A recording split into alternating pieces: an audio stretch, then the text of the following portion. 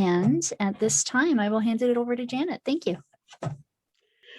Good afternoon, everybody. This is a new method for me to communicate. My name's Janet Lawver, but I go by Jan. I'm a member of the Central Ohio Herb Unit of the Herb Society of America. I've been a member for 28 years now. The unit's responsible for the design and maintenance of the herb garden at Inniswood Metro Gardens.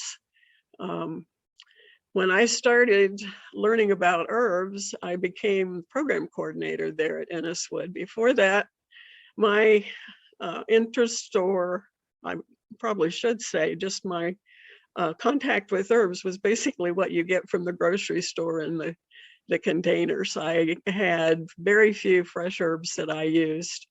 And as I got more and more involved with the unit, I really spent a lot of time with herbs that are used in crafts and skincare, that type of thing, rather than the culinary herbs.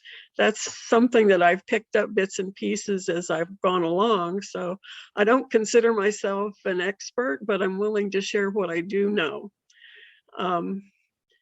Culinary herbs are basically an aromatic edible plant that is used to flavor our food. And it's most of the herbs have been in use for hundreds, if not thousands of years. I always kind of start at the beginning as a designer and start with questions. Had to find the sweet spot on this. My background is design. I got a degree in landscape architecture with a minor in horticulture, but we didn't study herbs separately. The herbs that we had in our horticulture classes were basically identified because of their flower and their ornamental purposes. But the process is, why do I want to know about culinary herbs? Am I going to have a garden? What's that garden going to be like? What herbs do my family use? How many should I plant? What's it going to cost? Is somebody going to help me, or am I going to be the one that does all the work? Those are the kinds of things you need to think about as you start thinking about any garden.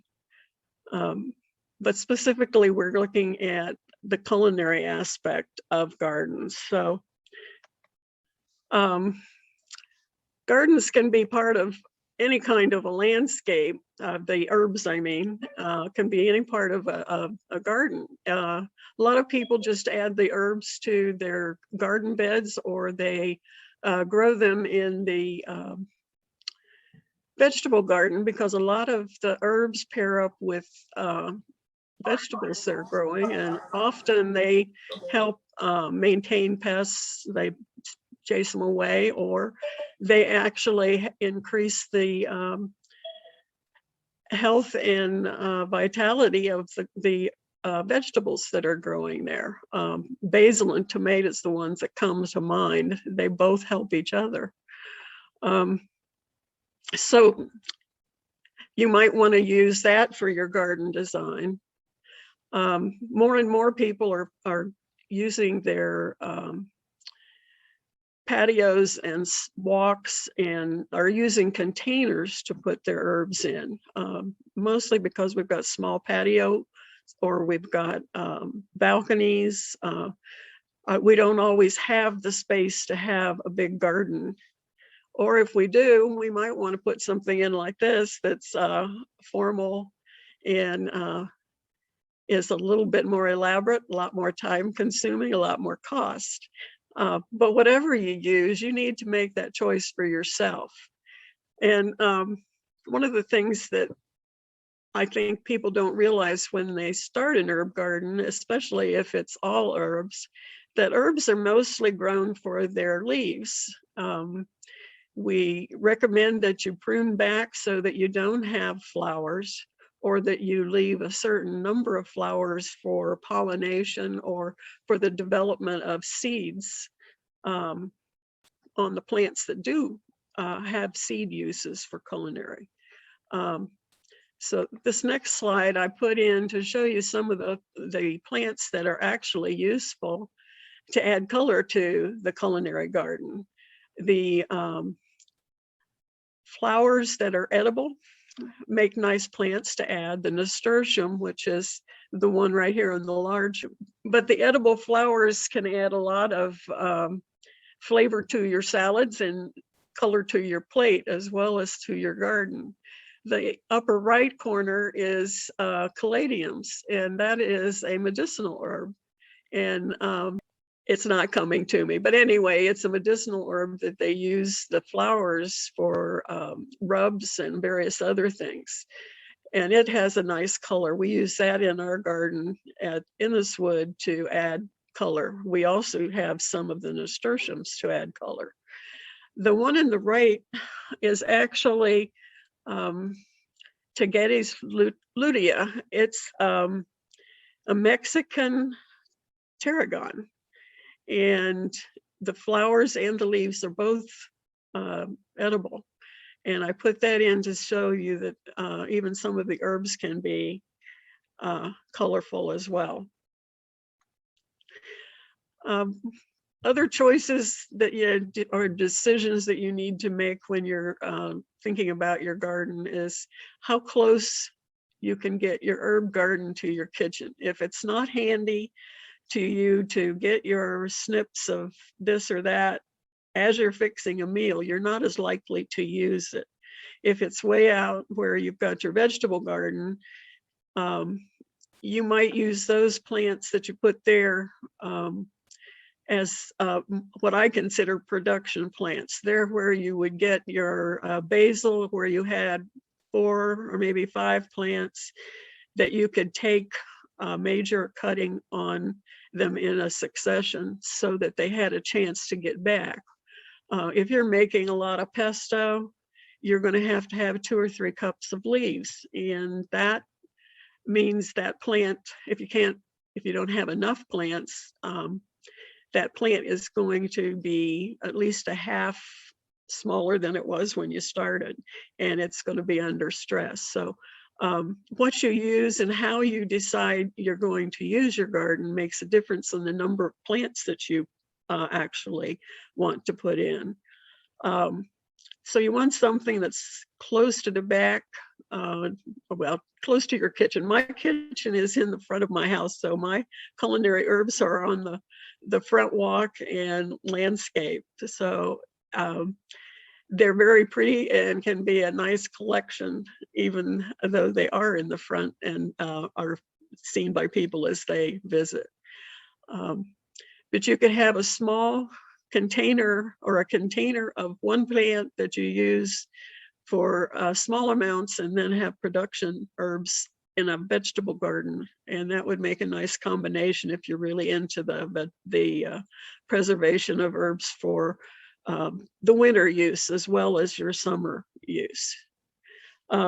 It's nice to have water available wherever you're going to use the garden so that you don't have to haul hoses, and also to get to your tools as well.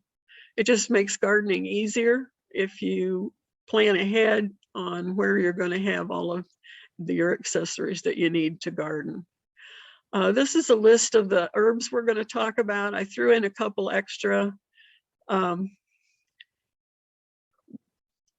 just want to give you a little bit of information about each one, mostly the characteristics that are different or stand out. I have in my handout put all this bit of verbiage in because it's there for me to trigger my memory, not necessarily because I want to emphasize it.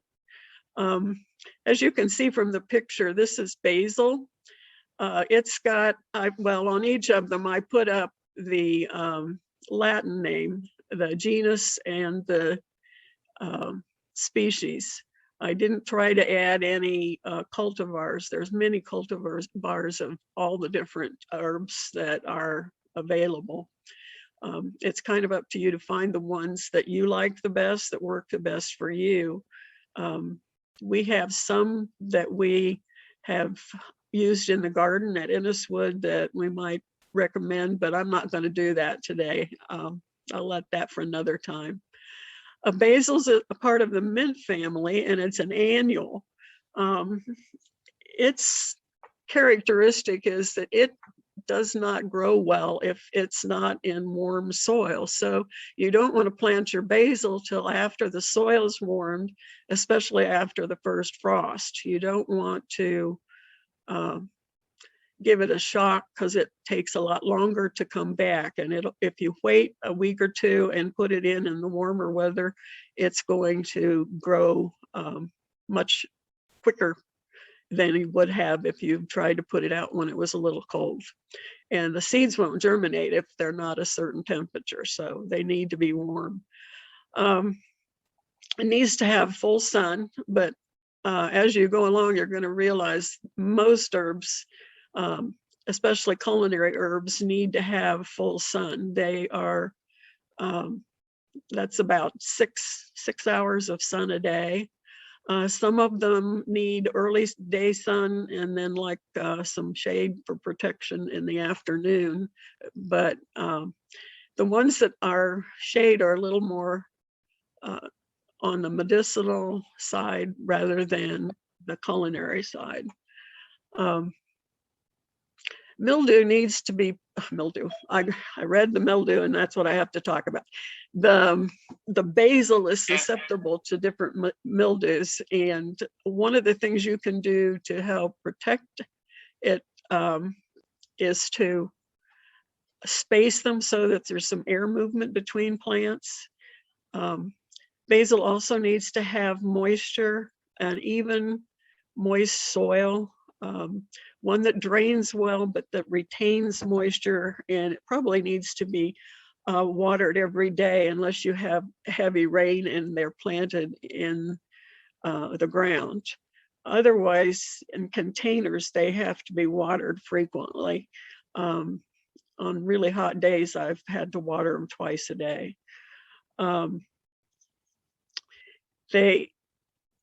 Times that you want to harvest, you want your herbs to be as full of moisture as you can. So harvesting is done after the dew is off in the morning and before the heat of the day makes the essential oils evaporate. Therefore, you have a stronger flavor for your food when you actually use the herb. See what else. Oh, there's also so many different kinds of basil. The lemon, Thai, holy basil, they're used for different recipes, some of them, but those are the choices you need to make, what recipes you're going to use as to what choice you're going to have for your basil. The Genovese type Italian basil is usually the one for pesto. Let's see, what else did I miss? It's used both fresh and dried, but we prefer to freeze basil to preserve it. If you refrigerate basil, it turns black.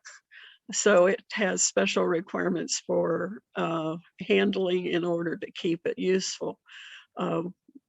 If you're going to use it fairly quickly, you treat it kind of like a bouquet and stand it upright in a vase of water and change the water every day, and it should last for a week or two. If you are not going to use it right away, chop it up, add some oil, and put it in a container, either something that's made specifically for freezing herbs or ice cube trays. And then once they're frozen, you can put them in bags. You drop a few in when you're making your meal, and it tastes just as fresh basil does. So it's a great way to preserve a wonderful herb. Bay laurel is like a 40-foot tree in its natural habitat. It's not hardy in our area, and we have to treat it as a house plant. So it's always in a container. You probably have used bay leaves a lot in your cooking if you've used herbs.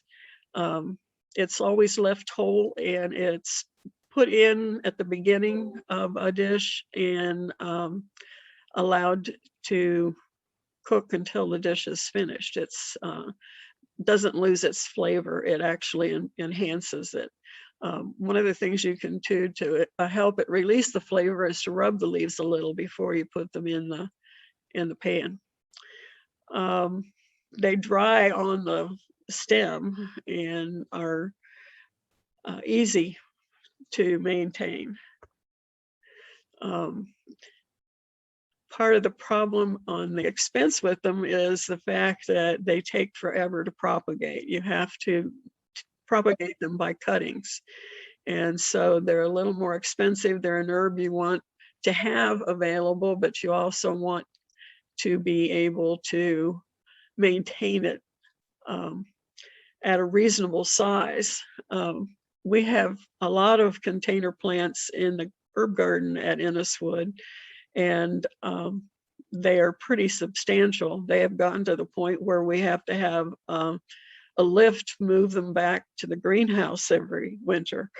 And you at home will not have that advantage. So you need to make sure that you don't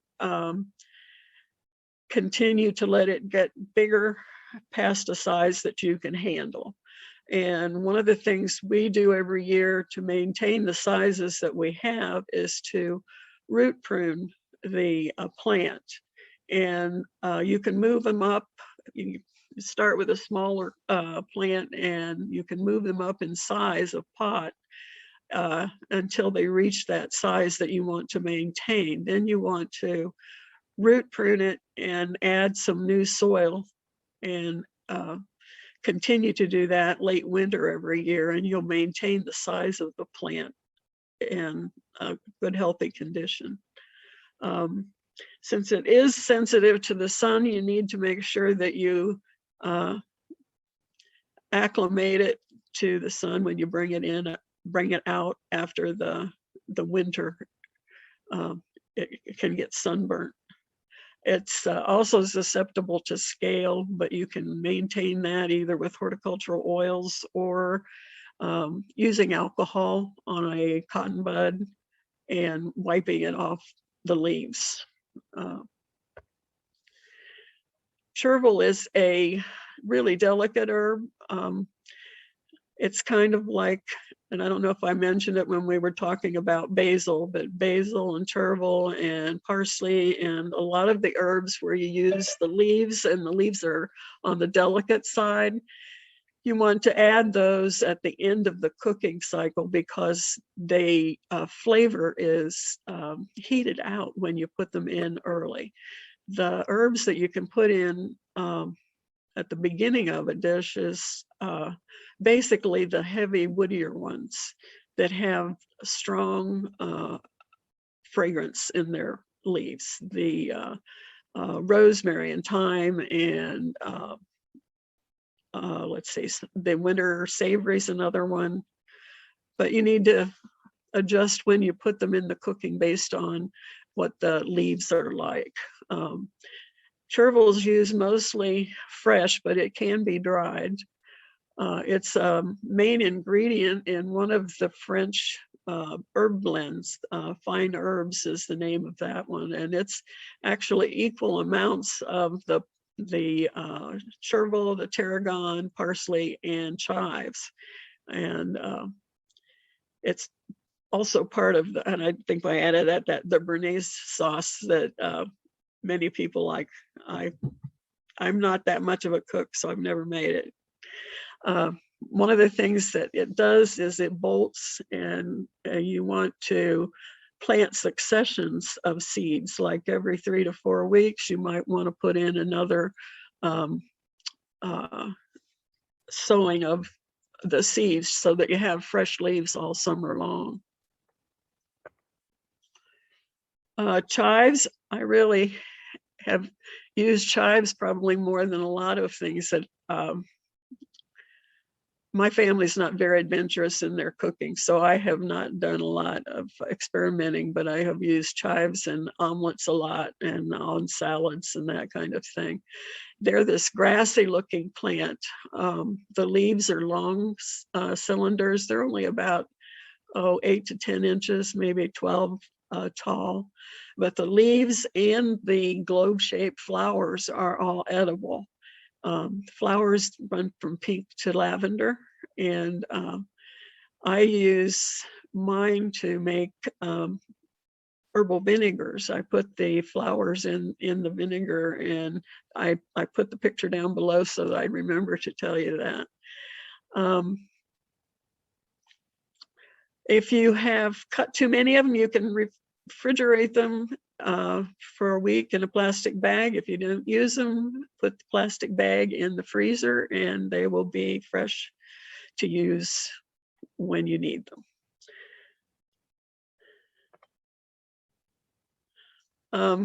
Cilantro, a lot of you use cilantro for your Mexican dishes, maybe your Asian dishes. Cilantro is also coriander. It's the only herb I know of that has two names and the same plant. It's the leaves are they look like parsley if you're familiar with flat leaf parsley. They have a peppery, spicy flavor, and they add a lot of flavor to the Mexican dishes. Some people think they taste like soap, but I think they're pretty good. So you use the leaves, and it's cilantro.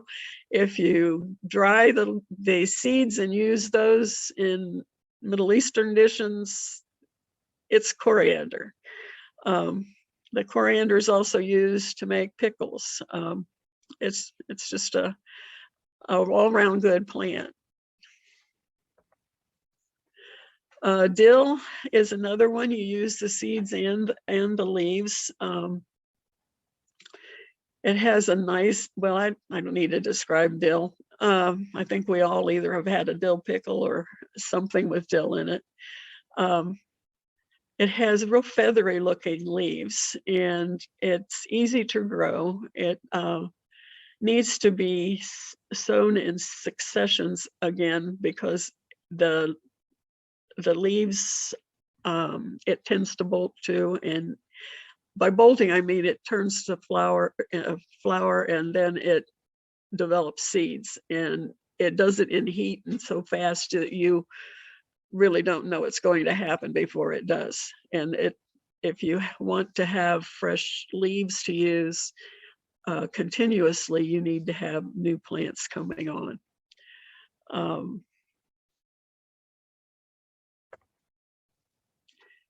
Garlic is another one that's like basil. It's probably the best known herbs.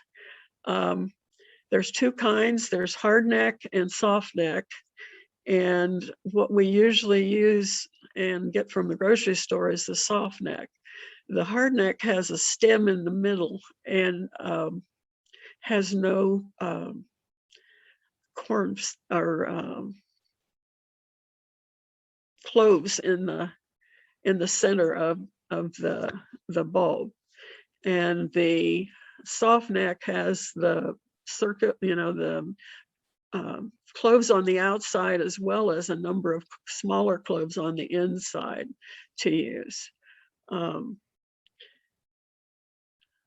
The other thing about garlic is that it is planted in the fall.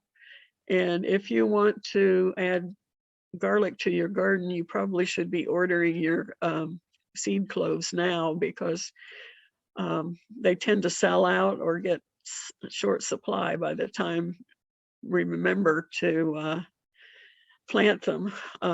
They plant garlic after the first frost in the fall. So mid-October is the time to plant. Mid-October through part of November, they plant the garlic, and it is then grown through the summer and harvested in the summer the next year.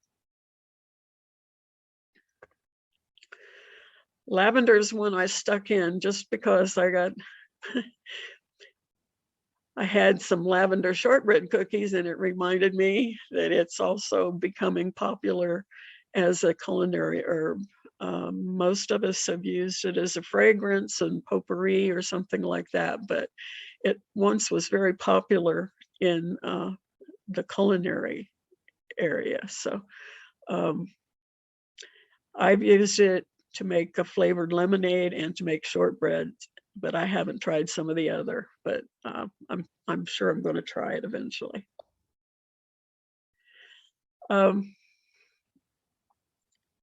Lemon verbena is the other one I threw in that wasn't on the original list. I haven't had one to grow, but it is also not hardy in this area, and we need to have it in a container. Lemon verbena is supposed to have the strongest lemon flavor of any of the herbs. It's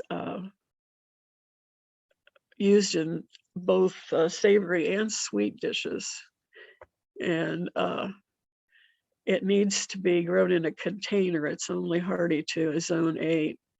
It gets to be 6 foot tall in its native habitat, which is South America. It was taken to Europe by the Spaniards, and basically most of our lemon verbena fragrances and essential oils come from Europe and Northern Africa now. We use the leaves to get the fragrance and the flavor. Okay, where was I going with that? Oh, it's another one that needs to be propagated by cuttings, and you can maintain its size again by the root pruning. Majorum is another family of the Oreganum, which is the oregano family, and it has a more delicate flavor than oregano. It's an annual also, and it's grown from seed in the spring. Mints, there's lots of mints. The Menthus baccata that I have here is spearmint, but there's peppermint and chocolate mint and orange mint and just about anything you can think of. Mint's used fresh in most culinary dishes, and it's added towards the end of the cooking, again because of the leaves, that they don't have the strong leaves. The dried form, of course, is in our teas. Now, the big thing about mints is they're invasive and need to be grown in containers in order to control them. We used to recommend sinking large containers or clay tile chimney flues in the ground and planting in them. They need anything that you do that with, you need to have it at least a foot deep in order to keep the roots from spreading.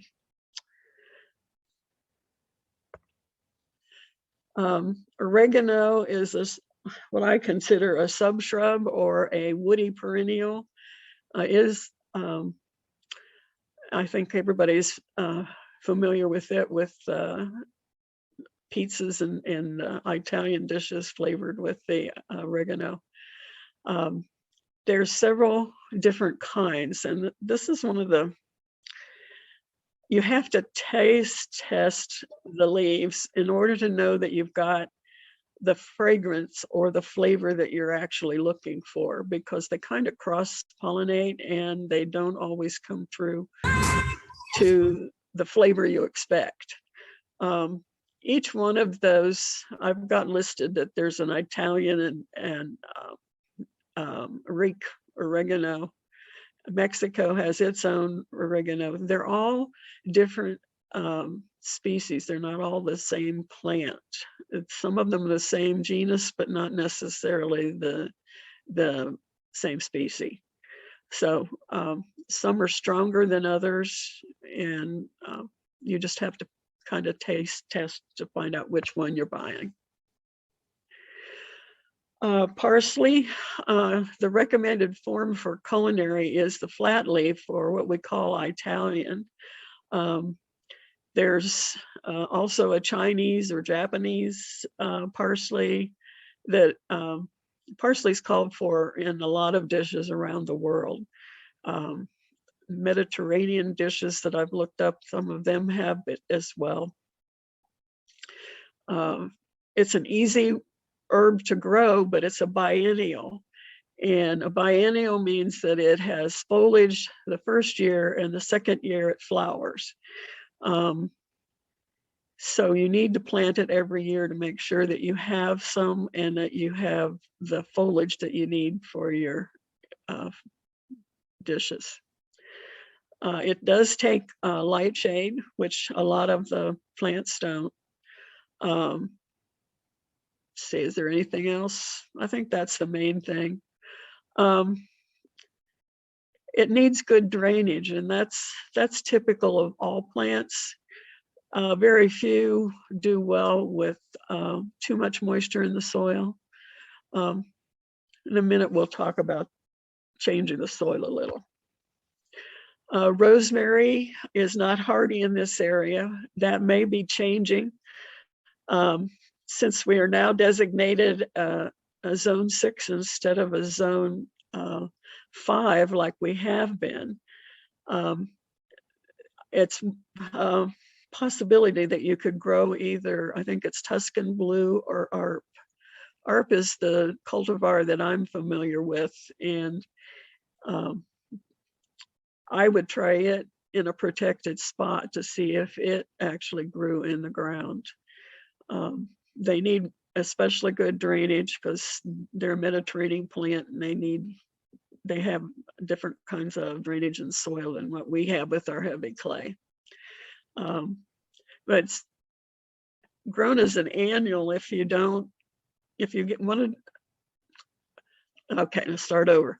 Some people grow it as an annual rather than try to overwinter it. It tends to be picky about moisture in the home, but it does overwinter if you have a house that's not too dry, or if you remember to spritz it fairly often and keep the moisture around it. It's a really good herb. I love the flavor. It's one of those that you can put in the cooking early, and it really is a nice flavor. You can also use the long stems to cook meat and different things on. Sage is easy to grow. Salvia officinalis is the native one that we use most for like flavoring sausage and stuffing or dressing for Thanksgiving. I was introduced to it when we had a chef demonstration of sage butter. He browned the butter with sage in it, and that was used as a sauce for a butternut squash in pasta, and it was absolutely delicious. I had never tried it in any other way, and I've gotten a little more adventurous since then.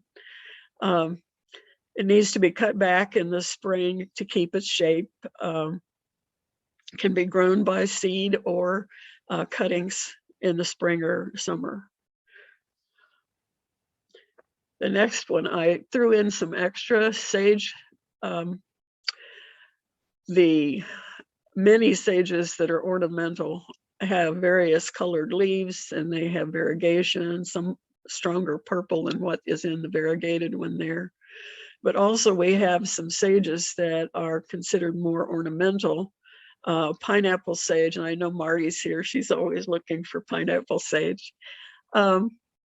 They are very attractive to the hummingbird and the other pollinators, and are a great addition to a culinary garden or any other garden.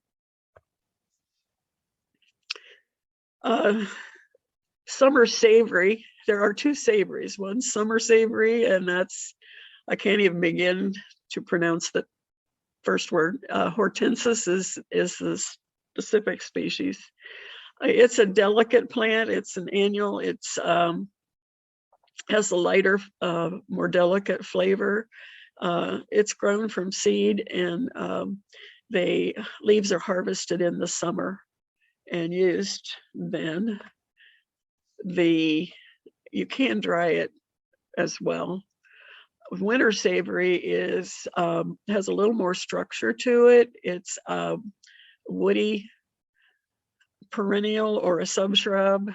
Don't get more than about 1.5 to 2 foot tall. You can see what a nice shape it has. It's hardy in zone 6 and easy to grow. Nice addition to the flavors that you can put in early in a dish and not lose the flavor. It's grown from seed or division and cuttings. The one thing I liked about this one, it's called the bean herb in Europe. Germans named it that. They add it to cabbage and bean recipes.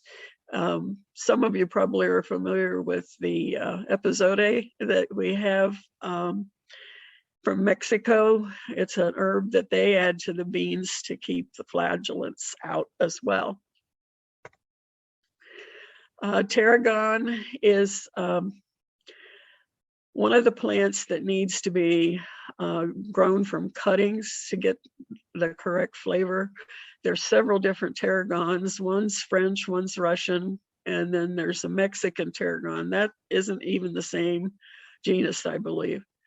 But the French tarragon is the one with the flavor that you want to use in your cooking. So you need to make sure that that's what you get when you purchase. Needs to be in a container and used as a house plant overwintering. Thyme has so many different uses. I got lots and lots of different forms. It's shrubs.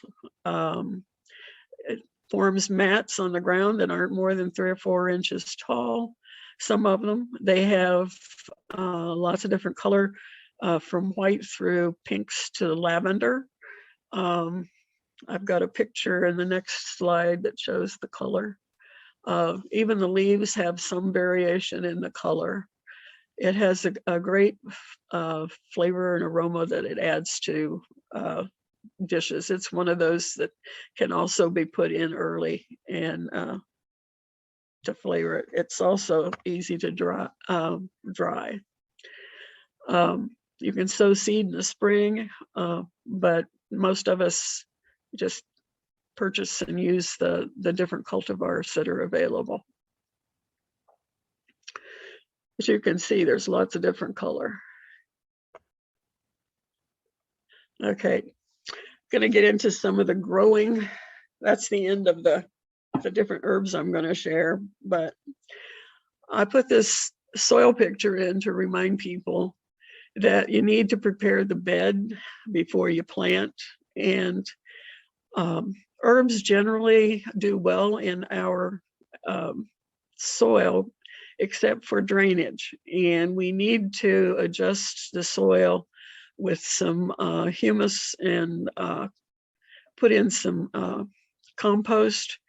I like to put about 1/3 of the compost and work it into the soil, and you can see the difference in the color, how far down the compost actually is in this. It's a darker brown, but it's a whole community of different organisms that actually freeze up the minerals and everything for the herbs to grow. So we don't need to fertilize that much. We fertilize our herbs in the pots more frequently than we do those that we plant in the ground. The addition of organic material opens up the air spaces in the soil. The organic matter will absorb moisture and hold it, and then it makes space for the water to run through, as well as absorbing what it can. That makes the drainage good, and it gives the all the elements the roots need to perform. The other thing is watering. Certain plants like basil, and I don't know if I had any others on the list that needed moisture. Basil needs consistent moisture, and that's true of most plants. If we have like an inch of water in rain and they're in the ground, that's probably plenty of water for a week, except for newly planted herbs. But containers need to have water every day for the most part. Not you can tell if they're drying out and the first top half inch is dry, you definitely need to water. One of the things they taught us in school was you need to learn to water correctly, and that is to pour enough water into it that the water drains out and the soil is wet all the way through. You don't want it to sit in a saucer either. If the water is pulled back up into the soil, it starts to accumulate the salts that washed out of the soil the first time through, and eventually the salts that comes back up actually can damage the root systems. So water completely and throw that water away. Don't keep it back in your pot. Sun is another element you need to make sure of whatever plant you choose that you're giving it the correct sunlight. I think I said 6 hours of sun for most culinary ones, but there are a few that will take partial shade or even some full shade. I threw these in because I wanted to remind people of the information on the labels. Whether you're planting seed or you're planting seedlings that have been started either by you or commercially, they have good labels with information. It usually tells you what the plant needs for moisture, for sunlight, how deep to plant them, how far apart they need to be planted. It gives you the full Latin name. It tells you what time of year you can plant them. It tells you things like, is it a GMO or is it non-GMO? So you need to read your labels. And I always keep at least one label or put that information somewhere where I can look back at it. And if I'm having trouble, maybe evaluate what might be the cause. I recommend journaling and keeping a record of your gardening year round. I haven't been consistent in doing that, but when I have had the information, and especially now as I'm older and my memory's not what it should be, it helps to know what was happening during a period of time. If there's problems or if something was very successful, you can evaluate it and use that for planning your next garden. Janet, we have about 13 more minutes. Okay, I'm almost done. I've got one thing I want to do. One of the things you want to do is I talked about harvesting early. Harvesting goes on year round. That's the thing I didn't realize when I was first starting, is that you need to know how to harvest and preserve and use your herbs from the beginning when they are able to be harvested. One of the things, you don't want to wash them until you're ready to use them.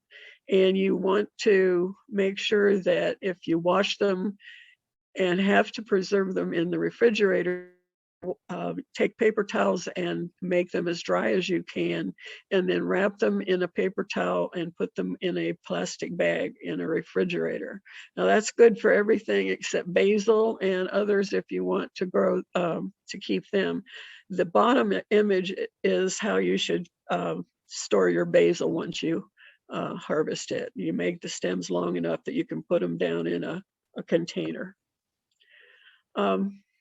Something else that is necessary to know is that fresh herbs you need to use 3 times as much as you do of dried. The dried herbs have concentrated oils and flavors in them and don't need near as much. So the ratio is 3 to 1. So 3 tablespoons fresh equals 1 table dried. I'm going to go through these. These are just recipes for different herb mixes.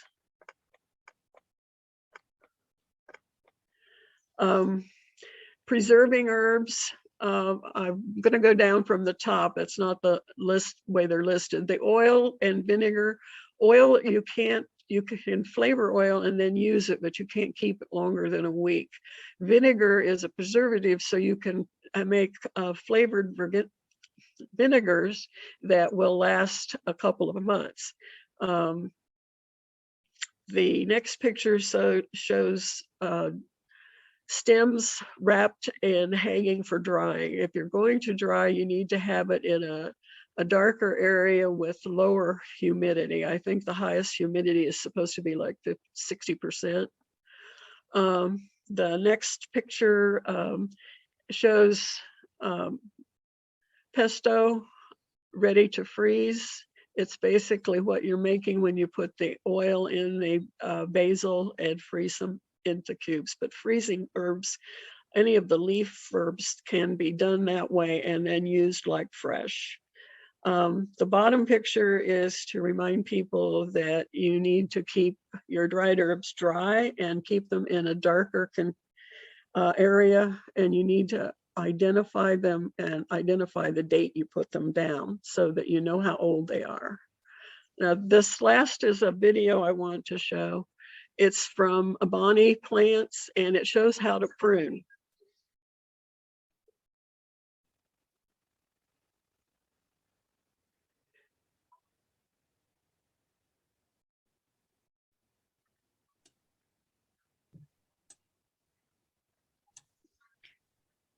The audio of the video is not playing. Should it be?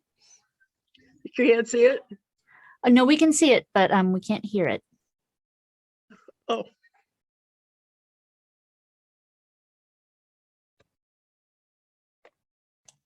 It may just be Zoom. It may. Well, I'll tell you what, it's off of YouTube. If you go out to Bonnie Plants and look for the pruning video, you can watch it on YouTube anytime you want to. I don't think I can get sound to play. We'll use the time for questions. All right, are you ready for questions? Sure. All right, let me go up to the top. Okay, let me get rid of some of this stuff.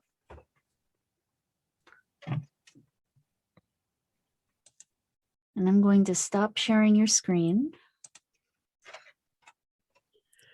Okay, so you mentioned this about the salts, but do you have a preference for top or bottom watering, or does it vary by plant? I always water from the top, but I try not to get it into the leaves. If you use a container that has a fairly good spout on it that can get down into the soil area, that's the ideal way to water. It isn't always convenient. You may not want to purchase something separate, but I do try to get it down to the soil rather than on the leaves. If you get it on the leaves, you can kind of pat the water off a little bit it helps not to have the water on the leaves. All right. You mentioned that basil would turn black in the fridge, but is it still usable if it turns black, or does it change the taste completely? It changes the taste somewhat, but it's just not appealing at all. Okay. I think you also mentioned this. Does the potency of bay leaves change depending on whether it's fresh or dry? It would depend on how long it's been dried. Usually most herbs are still good within a year to 2 years. Some last a long time. Others lose their flavor fairly early. If you look at a chart somewhere, you could find out which ones will keep it longer. I don't know each one of them. Okay. Someone asks, is it easy to collect the seeds from chives for growing new chive plants? I don't know about easy, but if you've got flowers that are still in bloom right now, I have some. I haven't tried collecting the seeds, but a lot of times if you put like a baggie, a paper bag over the top, or around the plant to catch the seeds as they fall, sometimes you can get enough that way to try reproducing your own. Thank You have you. to make sure the seeds are good and dry when you're doing seeds for germination, especially. Okay, and you never want to dry with heat, right? With seeds? No, that kills the sperm Right. inside. Okay. Someone asked, can we grow garlic in pots? I don't know why not. I've never tried it. I think anytime you put it in soil, it's going to grow as long as you give it the sunlight it needs. It's like other bulbs, it needs to grow. It needs a cold period, and that's why you put it in pots and it goes over winter. I think it was like a 10 to 12 week period of cold that it needed.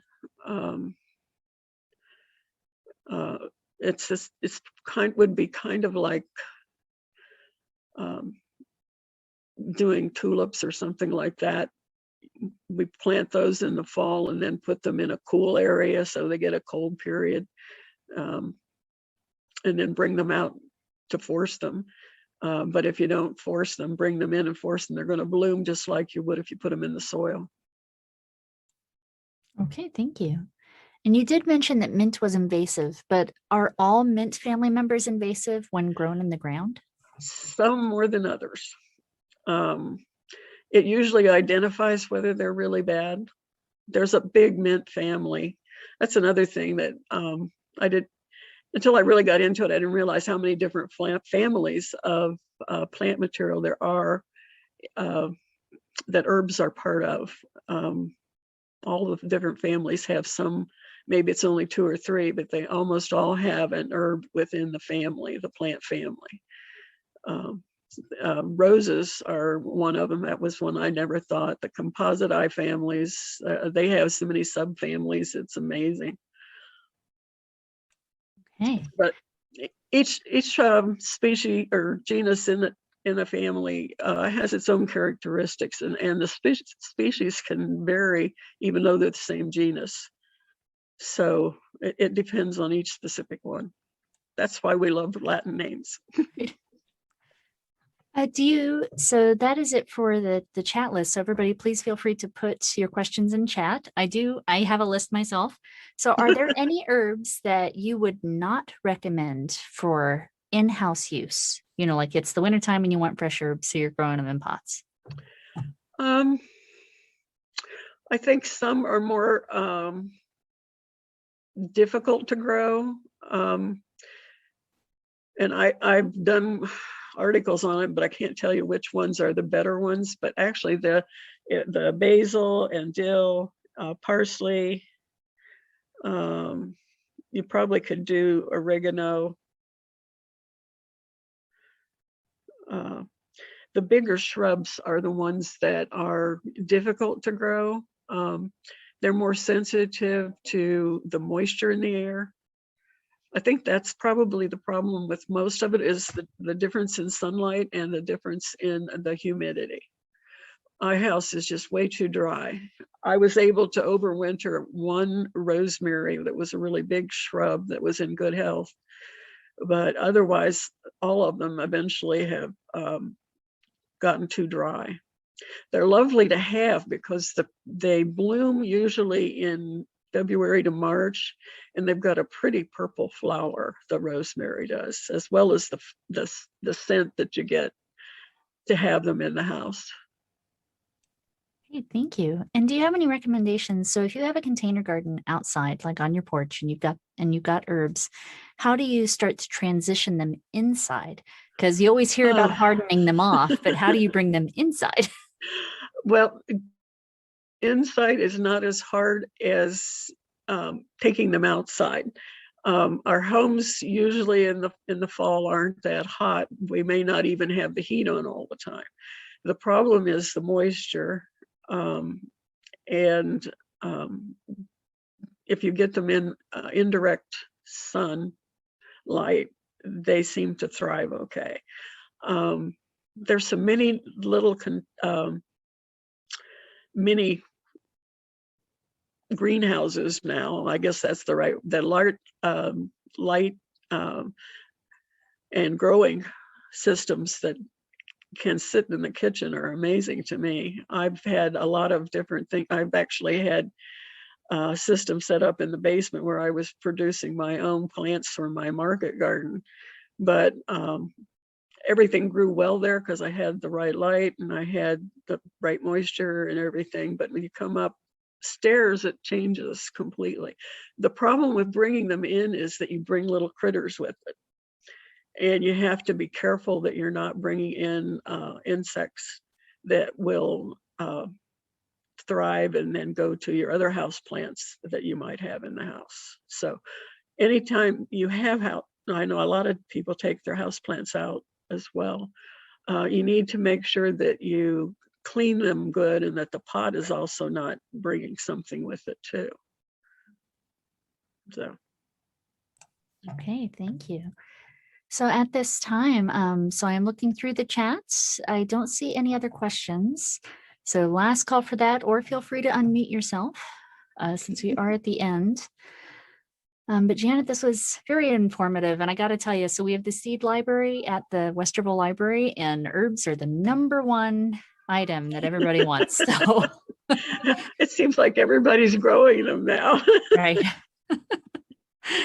I was amazed at the number of ornamentals that I knew of from my hort classes that are actually herbs, not necessarily culinary, but it's a great hobby. It is. It's amazing. All right. Well, that is that for questions then. Janet, thank you so much for informing us all and lending us your expertise right at the beginning of summer. This is just what we want to hear. Thank you so much. Thank you. I enjoyed sharing. All right. And for everybody who is still on, again, you will receive both the video, a link to the video, the transcript, the handout, all of that in an email from me probably by the end of the week. And could you remind everybody about the website for the Herb Society? It's just Central Ohio Herb Society.org. If you go out and say Central Ohio Herbs Society, you're going to get it. We have a Facebook, and I never know the right combination, but I know if you ask for Central Ohio Unit HSA, you're going to find us. All right. And in non-plague times, you guys, so you said markets. So do you guys have spots at different local markets? Yes. Yeah. All right. Which ones? All of them. All of them. There you go. That's exactly what I wanted to hear. All right. Yeah. So everybody keep an eye out as you are out getting your produce and herbs from your local wares. All right, Janet, thank you once again. I will send you an original copy of the video to keep for your own records. And everybody, you have a good day. All right. I'm going to go ahead and stop the recording.